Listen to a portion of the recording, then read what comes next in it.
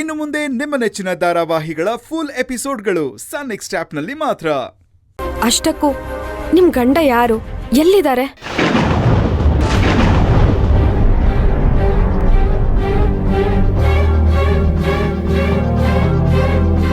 ನೀವು ಅವ್ರನ್ನ ಹಾಗೆ ಬಿಟ್ಬಿಟ್ರಾ?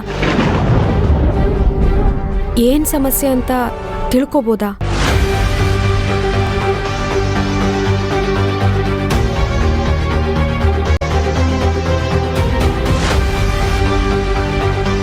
ನಾನು ಕೇಳಿದ್ರಿಂದ ನಿಮ್ಮ ಮನಸ್ಸಿಗೆ ಏನಾದರೂ ನೋವಾಯ್ತಾ?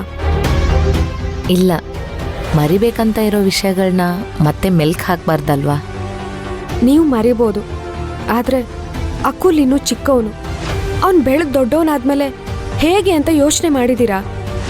ಮಕ್ಕಳಿಗೆ ತಾಯಿ ಪ್ರೀತಿ ಎಷ್ಟು ಮುಖ್ಯನೋ ತಂದೆ ಪ್ರೀತಿನೂ ಅಷ್ಟೇ ಮುಖ್ಯ ಅಲ್ವಾ?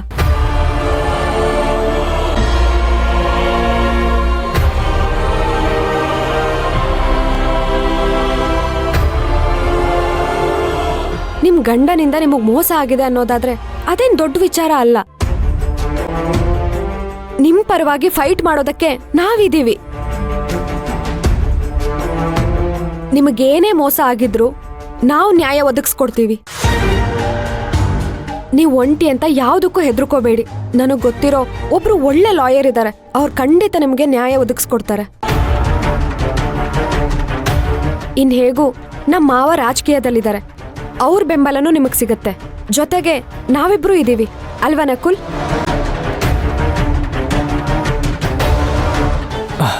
ಹೌದು, ನಮ್ಮ ಸಪೋರ್ಟ್ ಇದೆ.